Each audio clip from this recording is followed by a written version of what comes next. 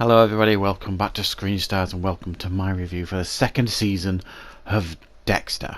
Now, if you watched my season 1 review I did a couple of weeks ago, I mentioned that I have now restarted watching the Dexter show with my wife. I've seen it 2 times previously, but with the announcement of a new season of Dexter coming in 2021, it made me eager to re-watch the show.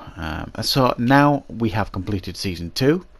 And of course we get Michael C. Hall returning as Dexter, Julie Benz as Rita, Jennifer Carpenter as Deborah, we've got Eric King as Sergeant James Dork, C.S. Lee as Masuka, Luna Lauren Velez as La Guerta, David Zayas as Angel Batista, James Remar as Harry Morgan, and we also get some great additions this season of Keith Carradine as Agent Londo, and Jamie Mirror as Lila Toney.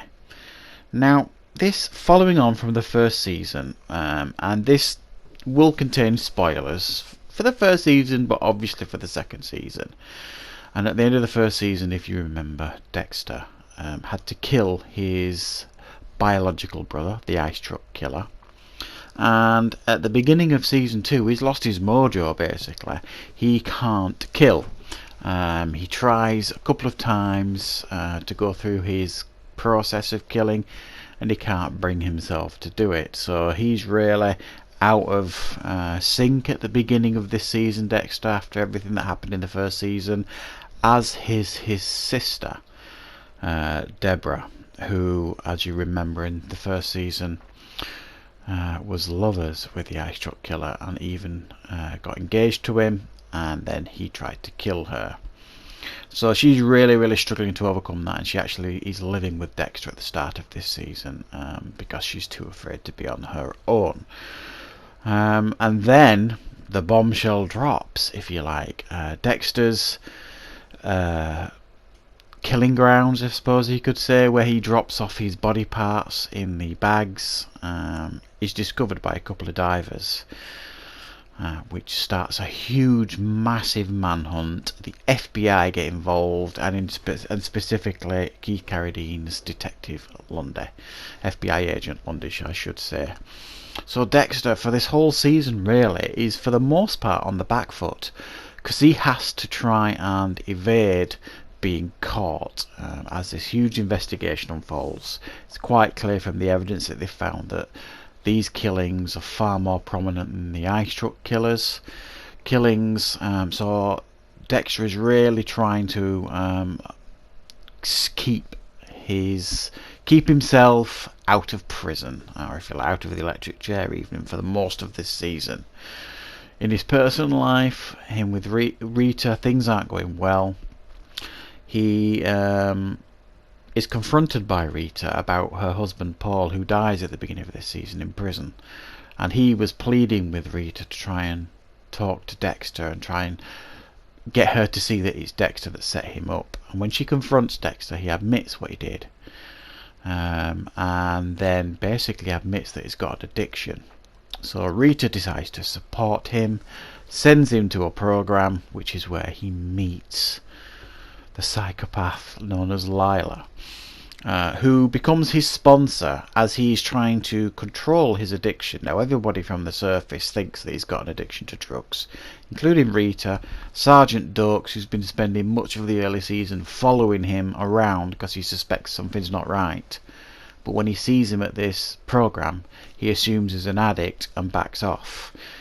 So it all starts working for him. He starts getting in touch with himself. He starts to control his addictions with the help of Lila, who also encourages him to confront the one man he can confront who was involved in the killing of his mother, which he does. It doesn't go according to plan. He becomes more and more reliant on Lila, which puts a wedge between him and Rita, eventually splits them up, and he starts a passionate relationship with Lila, which, as you can imagine, because Lila's pretty damaged herself in quite a big way, doesn't go well.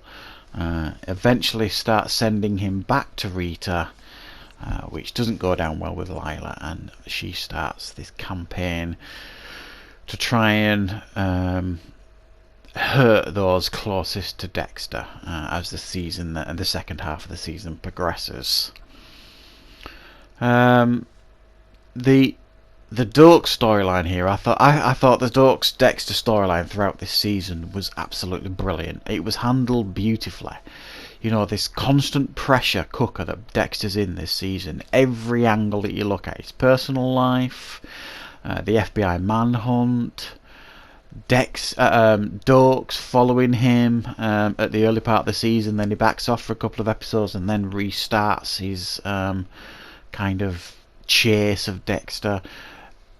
It worked so well this season, putting Dexter in this pressure cooker, that initially my first early thoughts of this season was, the first time I saw it, and even now rewatching it, was it didn't feel as strong as the first season and maybe some of the other seasons. But then I changed my tune as it got on, because the pressure cooker built and built and built and built, and you saw more and more Dexter being backed into a corner professionally and personally. I thought it was really, really good how they did this to this character, shoved him in a pressure cooker and turned it up on high, and we got to see Dexter at his most vulnerable for much of this season, and it was really, really brilliantly done. Again, we got all these other storylines mixed in here. We got Debs and her relationship with Agent Londo, which was actually really quite nice. Yes, there was an age difference there, but you could see it was a real relationship. You could see she'd clearly fallen in love with him, as he had with her. So I really, really enjoyed that too. At the beginning of the season, there's a new lieutenant at Miami Metro that LaGuerta manipulates and essentially gets a job back by sleeping with this lieutenant's partner or stroke fiance. It was really, really dodgy tactics from her, but she's really, really cold-blooded, really, LaGuerta, as you learn. I loved all the dynamics. Batista got some decent storylines here. Certainly later on, when he was accused by Lila of the date rape and all this kind of stuff, it was just a really nicely constructed season, and my early thoughts were thinking that maybe this isn't going to be as strong as the others. I was wrong by the end of it. I really, really liked how the whole season developed. And yes, there might not have been one big bad. You could argue the big bad in this season was Dexter, because the hunt was for him, and Lila obviously to a lesser degree. But it was a really fantastic season. I can only really score it as I did the first season. I'm going to give it another 9 out of 10. Thoroughly enjoyed it. I thought it was a wonderful season. Brilliantly written, great characters. Obviously we got the same ones as the first season, with a couple more thrown in for good measure, and it worked really, really well. So I'm going to start season 3 tonight, and hopefully in a couple of weeks I will get the review for season 3 up. So thank you very much for watching, everybody. Don't forget, I have just reached 4,000 subscribers on the channel. I'm doing a Q&A in a couple of weeks. If you would like to be part of that Q&A and you would like to ask me a question, and you will get a shout out at the same time, please feel free to ask me a question in the comments and I will add it to my Q&A. So thanks for the support, everybody. I will see you soon. Thank you very much for watching.